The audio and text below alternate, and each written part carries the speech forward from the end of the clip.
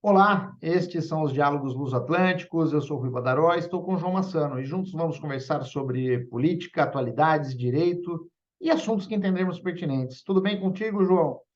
Tudo bem, Rui, contigo também?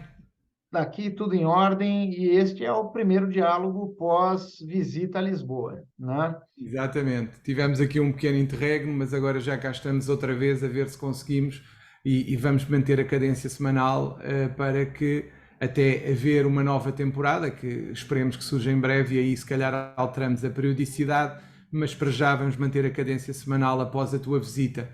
E então hoje, o que é que nos trazes do Brasil?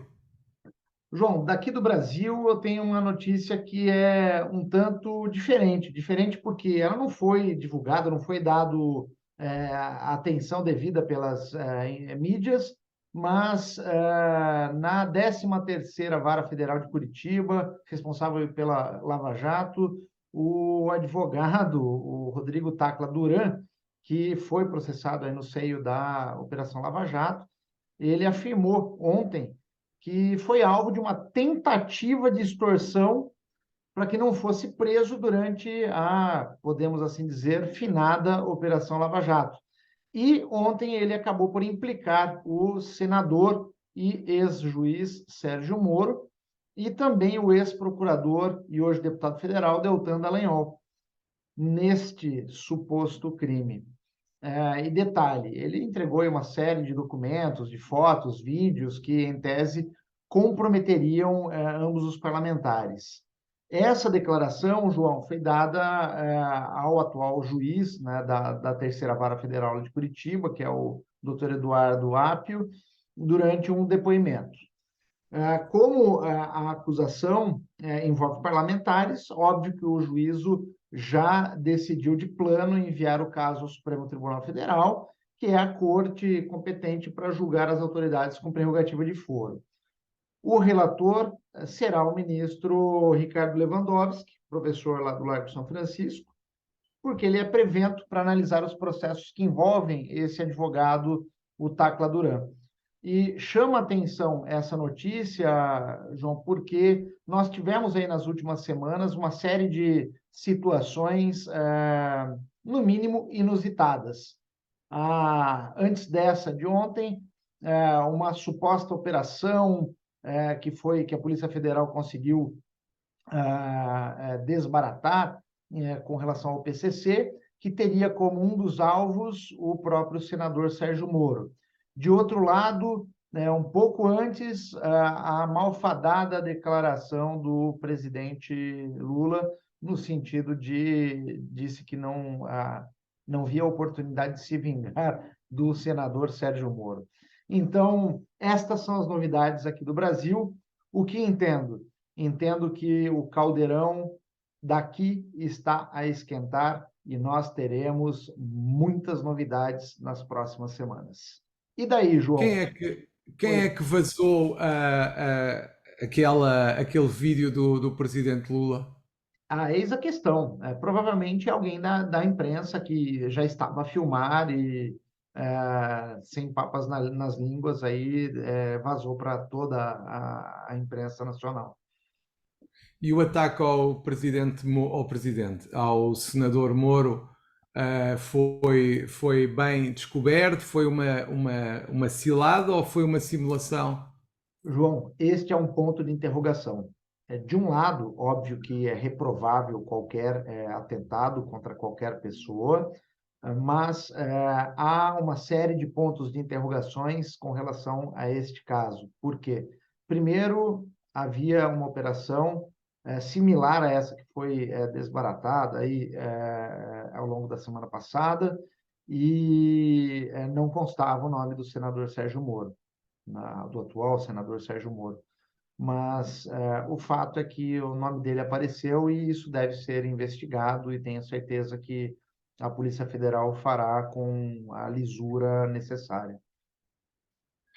Bem, pronto, esperemos que sim. Aqui em Portugal continuamos com a greve dos funcionários judiciais. O Conselho Regional de Lisboa fez um apelo a que houvesse uma minimização dos prejuízos e se tivessem atenção os interesses do cidadão, que é o grande prejudicado com esta greve. Uma greve que eu diria que não tem muitas repercussões mediáticas, porque é uma greve que se vai prolongando ao longo de um período relativamente longo. Já estamos a caminho do terceiro mês. Temos dois sindicatos que, no fundo, se complementam em matéria de pré-aviso e em relação ao que abrangem e ao que não abrangem em relação à greve. Temos tido situações que, de facto, são complicadas, colegas que vão fazer viagens de Lisboa para Guimarães, Lisboa para Portimão, Lisboa para o Porto, ou de Guimarães para Lisboa, ou para onde quer que seja, e cidadãos também a fazer esse tipo de viagens, porque naturalmente o advogado, se a presença do cliente ou das testemunhas não for dispensável, nunca vai correr o risco de dizer que não se vai realizar sem ter uma informação de alguém no tribunal. Agora, o que é certo é que estão a realizar-se, numa situação de crise, deslocações inúteis ao longo do país. De facto, acho que deveria haver, para além dos interesses dos grevistas, que são legítimos e que eu não discuto, mais uma vez o refiro, e acho muito bem que lutem pelos seus direitos, mas o efeito útil da greve é o adiamento da diligência, e esse consegue-se sem ter que obrigar as pessoas a fazer deslocações de quilómetros, porque o maior incómodo das pessoas é não verem realizada a justiça. Não é necessário ainda terem que suportar despesas completamente inúteis e que seriam evitáveis se houvesse algum bom senso. A posição do Conselho Regional foi alvo de algumas críticas. Eu diria que me parece que o direito de cada um de nós tem que ter como limite o direito dos outros, e neste caso parece-me que o direito que cada um de nós tem a não ser obrigado a fazer deslocações, neste caso, durante meses e meses, sem saber se realiza uma diligência, deveria ser acautelado. Nós deveríamos colaborar uns com os outros no sentido de, até porque isso não traz assim grande benefício à greve, deveríamos ser, no fundo, ter a possibilidade e ser avisados atempadamente da não realização das diligências sempre possível, obviamente, e que deveria haver uma ligação e uma interajuda entre nós todos que estamos no sistema, porque de facto nós é que estamos aqui diariamente, e isto não deve servir para nos separar, deve só servir para nos unir na luta por uma melhor justiça, que é o objetivo de todos nós.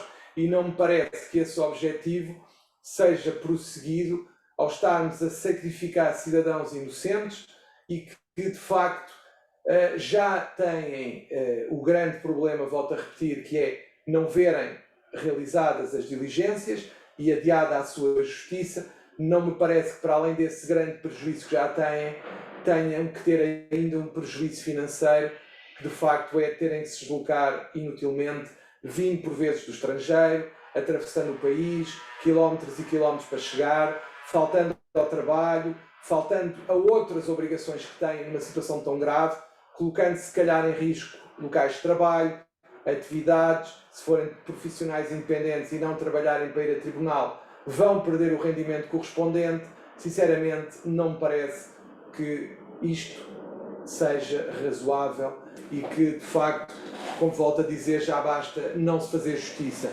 Entretanto, a Procuradoria-Geral da República veio declarar ilegal esta greve e agora estamos a aguardar a posição do Ministério da Justiça, se vai tomar alguma decisão ou não, com base no parecer da Procuradoria-Geral da República. Eu diria que continuamos um pouco na mesma. Uma greve que dura meses, volto a dizer, não estamos a falar de uma greve de dias, nem sequer de 1 ou 2 semanas, estamos a falar de uma greve que começou em janeiro e que se prolonga ainda ao dia de hoje, e que temos um pré-aviso que termina a 15 de abril e outro que dura por tempo indeterminado. Portanto, estamos perante uma greve claramente atípica, considerada ilegal pela Procuradoria-Geral da República, e que, de facto, dura muito tempo, e que este tempo todo não me parece que seja razoável, que seja justo exigir às pessoas que, para além de não verem a justiça feita, ainda tenham que suportar prejuízos financeiros completamente escusados e evitáveis. João, deixa-me fazer uma parte em tua fala. É uma curiosidade. Porventura, o Conselho Regional de Lisboa ou, de certa maneira, algum outro colega já chegaram a mensurar, observando-se a insegurança jurídica que você descreveu, o tamanho do prejuízo que a classe, no caso os advogados, tem sofrido ou ainda não? É assim, nós estamos a ter uma greve que prejudica todos, advogados estagiários e cidadãos. O prejuízo ainda não é mensurável. O que nós sabemos é que mais de 20 mil diligências já foram adiadas. Mais de 20 mil desde o início da greve. Estamos a falar de um número verdadeiramente elevado. Ontem saiu no público que, inclusivamente, processos de regulação das responsabilidades parentais e da promoção de proteção de jovens também estão a ser prejudicados. Portanto, nós estamos a ter uma greve com efeitos bastante significativos, inclusivamente em algumas situações mais graves, mais urgentes, como esta dos menores, que de facto deveriam ver, pelo menos nessas circunstâncias, a sua situação acautelada. É que nós estamos perante uma situação, ainda na última sexta-feira, há um colega que foi ao Seixal e que tirou fotografias à Secretaria Judicial na sexta-feira por volta das 2h da tarde e as secretarias estavam desertas. Não havia ninguém para dizer se iria ou não realizar a diligência e pronto, é isto. Continuamos a ter situações em que da Secretaria alguém vem ao átrio avisar as pessoas de que a diligência não se vai realizar e continuamos a ter situações em que ninguém vem ao átrio falar e que as pessoas que quiserem saber têm que se dirigir à Secretaria para saber se há ou não há greve. Isto prejudica os advogados, prejudica os cidadãos e prejudica os advogados estagiários que precisam das diligências para concluírem o seu estágio e infelizmente não conseguem obter diligências porque de facto elas não se estão a realizar em muitos sítios e há uma grande dificuldade em obter essas diligências para efeitos de conclusão do estágio. E há previsão para o encerramento dessa greve, João, ou não? Porque pelo andar da carruagem, da tal qual descreve, Não, nós teremos o encilhamento da atividade jurídica em Portugal. temos esse problema porque de facto há uma das greves que termina a 15 de abril, mas pode ser renovado o pré-aviso e a outra é por tempo indeterminado, portanto pode continuar Daqui, para além do 15 de abril, até ser. que situação, João, que situação. Agora, aproveitando o gancho e mudando de assunto, só para trazer uma notícia aqui do Brasil também, o Conselho, o sítio eletrônico do Conselho Federal da OAB foi alvo de um ataque hacker, né, agora, ontem ou anteontem, e fez com que o pessoal de TI, né, de tecnologia da informação, fosse obrigado a retirar os dados sensíveis do sítio eletrônico do Conselho Federal da OAB, de modo que se você fosse tentar fazer uma pesquisa, confirmar se fulano ou Beltrano realmente eram advogados, você não conseguiria fazê-lo, né? Mas parece-me já está regularizado. Ainda bem, ainda bem. De facto, os ataques desse tipo são bastante perigosos, obviamente, e podem paralisar uma instituição e paralisar-nos a todos. Aqui em Portugal também vão acontecendo alguns, infelizmente, mas pronto, eu diria que a nossa própria segurança começa em nós e nos sistemas informáticos que vamos utilizando e os cuidados que vamos tendo no manuseamento de tudo o que possa ser perigoso para a segurança informática de cada um de nós. Eu queria também ainda salientar uma situação que tem a ver com o falecimento de uma colega que padecia de uma doença terminal, mas mais uma vez verificou-se que a proteção que é dada pela Caixa de Previdência dos advogados e solicitadores não é suficiente. que, de facto, tem que haver uma revisão do sistema de previdência dos advogados. É notório, infelizmente, neste caso, as falhas do sistema foram muito grandes, e eu diria que está na hora da nova direção da Caixa, que ainda tomou posse em janeiro, conseguir de algum modo, ou tentar de algum modo, minorar estas injustiças. Ou então, arranjarmos uma alternativa, que pode ser a segurança social, caso se perceba que é a melhor alternativa. Portanto, mais do que nunca, é fundamental repensar a previdência dos advogados. Temos um referendo que consagrava a livre opção, que já nos foi dito pelo próprio governo e pelos próprios grupos parlamentares, que o direito à opção não é uma solução, que a solução terá que ser e terá que passar sempre, segundo os grupos parlamentares, por ou uma integração na segurança social ou uma reformulação da Caixa de Previdência. Agora, seja uma solução ou seja outra, o que existe é manifestamente insuficiente e está nas mãos da nova direção da Caixa minorar estas injustiças. E, por outro lado, para além desta falha previdencial, custa-me dizer, mas mais uma vez houve eu chamaria deslealdade e incorreção entre colegas que atacaram o motivo de justo impedimento invocado pela colega em algumas audiências, ou numa audiência, parece-me, não sei bem as circunstâncias, e aí se revela a forma como os advogados são desunidos e se atacam mutuamente, sem olhar às circunstâncias. Portanto, por um lado, as falhas da previdência dos advogados gritantes, gravíssimas. Por outro lado, a deslealdade e a desunião entre colegas, que, quanto a mim, até coloca em causa deveres éticos, e um colega que ataca um justo impedimento de outro, que ainda por cima está nas circunstâncias em que esta colega estava, que acabou de falecer, eu não tenho palavras para qualificar a atitude de atacar o justo impedimento que foi feito, ataque feito por um colega a outro colega. Isto para mim é o pior de tudo, por isso eu sempre apelei à união. Acho que a classe, para ser uma classe mais forte, tem que estar unida e estas situações não podem repetir-se. João, eu Portanto, costumo dizer o seguinte, é uma tristeza na minha opinião. Perdoe-me, mas assim, é inevitável essa fala. A advocacia é uma profissão que lida com o bem jurídico vida, mas é justamente essa profissão que demanda humanidade daquele que a exerce. E humanidade não é só para com o cliente, mas também para com os colegas de profissão.